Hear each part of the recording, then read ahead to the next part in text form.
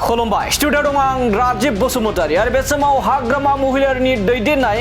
BTC सरकारनि सानै एमसीएलए बिथांमोनखौ एग्जीक्यूटिव मेम्बार थामहिनबा ईएम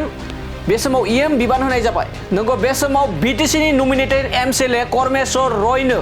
सयल कनजारभेशन आरो सेरिकालचारनि बिफाननि मावफुं सोद्रोमा थामहिनबा ईएम बिबानखौ बे समाव होनाय जाबाय। बे समाव बिग ब्रेकिं आपडेट बीटीसीनि सानै एमसीएलए सासे बीजेपीनि आरो सासे नमिनेटेड एमसीएलए जाहैबाय करमेश्वर रय बिथांनो सयल कनजारभेशननि आरो सेरिकालचार बिफाननि मावफुं सोद्रोमा होनाय जाबाय आरो नैथियाव बीपीएफ सरकारनिफ्राय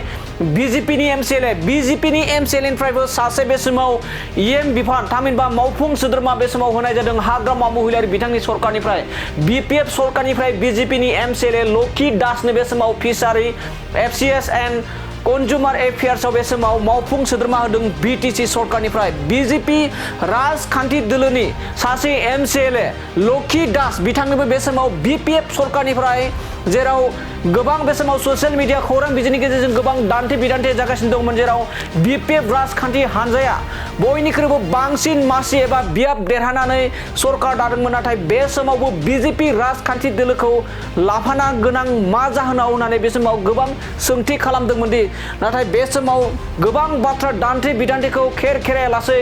आथिखालनि बीटीसीनि चिफ हाग्रामा महिलारि बिथाङा बीजेपीनि सासे एमसीएलए लकी दास बिथांनो fishery FCS and consumer affairs बे समाव मावफुं सोद्रोमा होनायखौ बे समाव नुना मोननाय जादों। सानै एमसीएलए नमिनेटेड एमसीएलए जेराव गोबां करमेश्वर रय बिथांनि सायावबो गोबां दान्थे बिदान्थे सोलिदोंमोन। बिथाङा जोंनि बीटीसीनि बाहेरानि धुबुरी जिल्लानि होननानै गोबां बिथांनि सायाव दान्थे बिदान्थेबो सोलिखांबाय जेराव बिथांखौ नमिनेटेड एमसीएलए होनायनि सायाव गोबां जोंनि बर' हारिनि दैदेनगिरि बर' हारिनि लाइमोनफोरनि गेजेरावबो गोबां